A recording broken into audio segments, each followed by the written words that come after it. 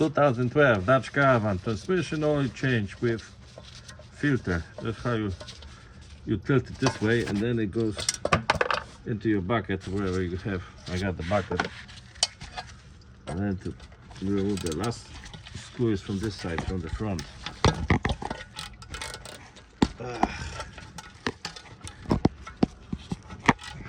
Oh, I got that much for video time.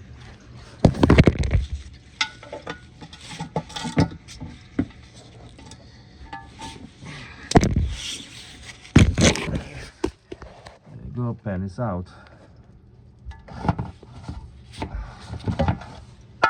That's how the pen looks like, and the magnet.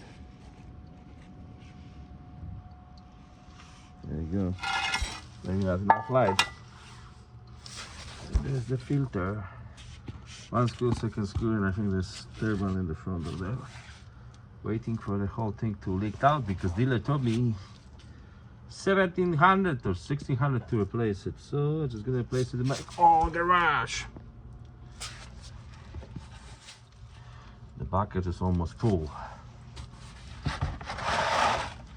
It looks like 6 quarts or something like that.